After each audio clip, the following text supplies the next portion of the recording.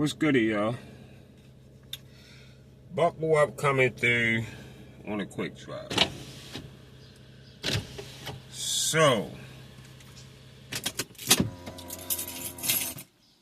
let's chop, y'all. Crazy weekend boxing this past Saturday night.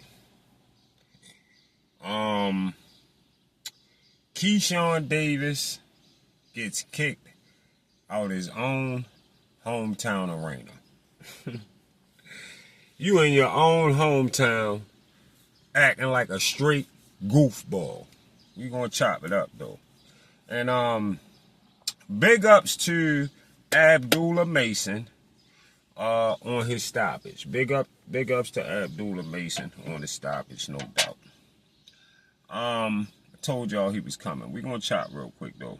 So I gotta say, even without Keshawn, that was a pretty nice night of boxing Saturday night. I'm glad they didn't cancel. I'm glad they ain't canceled the whole fucking card like they was talking about doing. So even without Keshawn, good night of boxing Saturday night. Wasn't good for it wasn't good for me fully because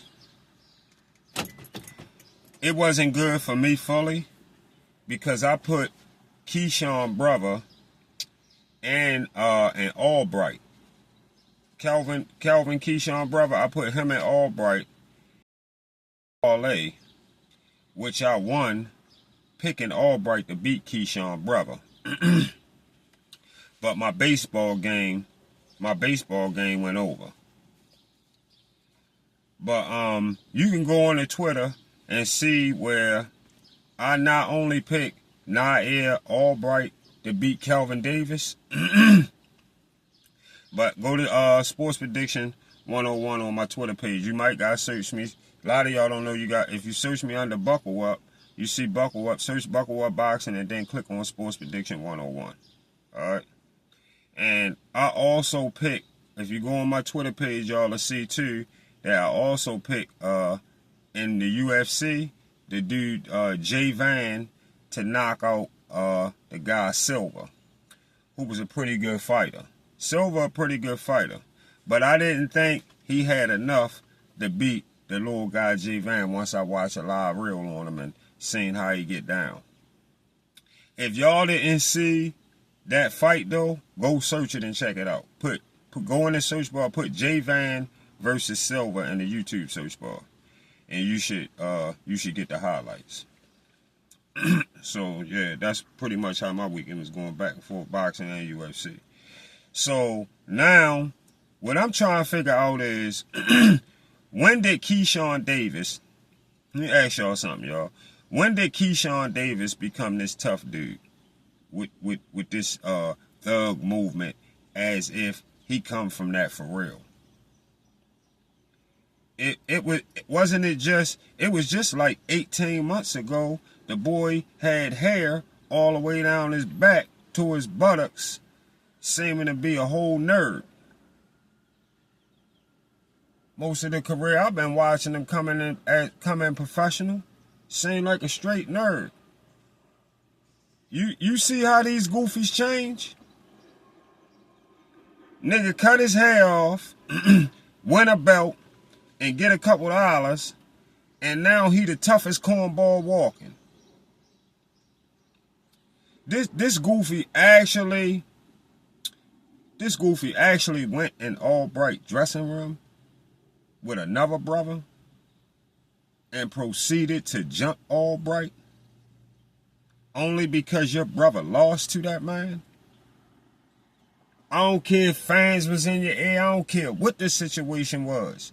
If bottom line, it had something to do with your brother losing to somebody you beat.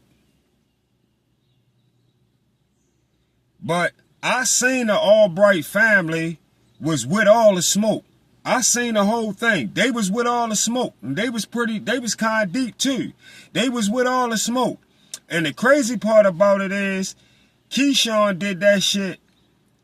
Keshawn did that shit with his newborn baby right there with him.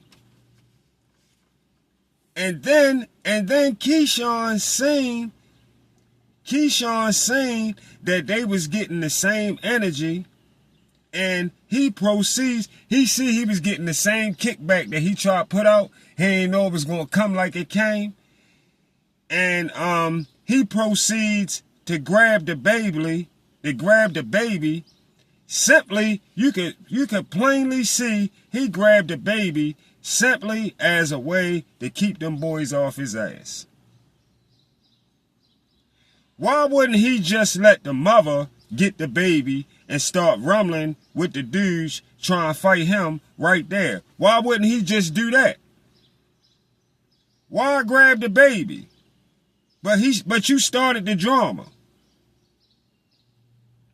Man, I was a Keshawn fan. I was a Keshawn fan. Now I'm not. You can go through my whole archives, all my shit. You ain't never heard me talk bad about Keshawn. Never. It's the first fucking time that I ever had to go in this route about Keshawn. I was a Keshawn fan. Now I'm not.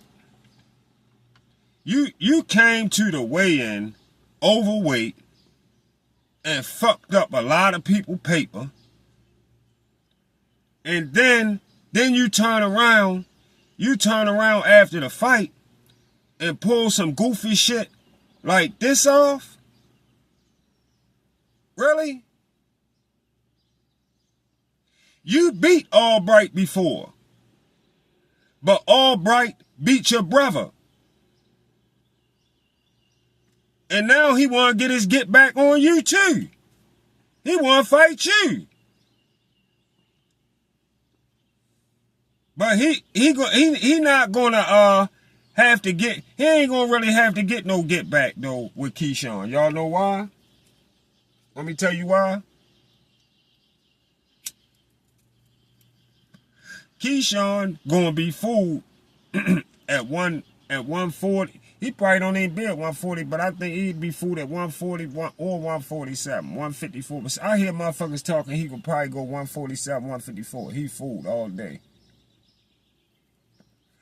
All day.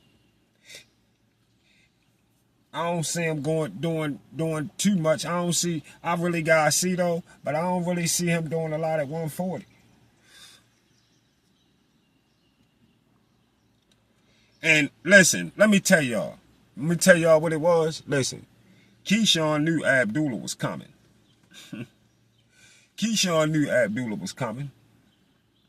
I told y'all about 11 months ago in an Abdullah video that this kid was on his way.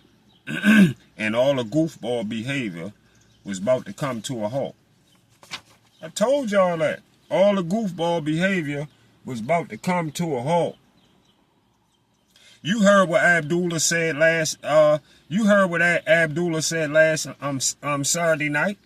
Y'all heard what he said Saturday night. If you holding a belt at 135, no matter what your fucking name is or who you think you are.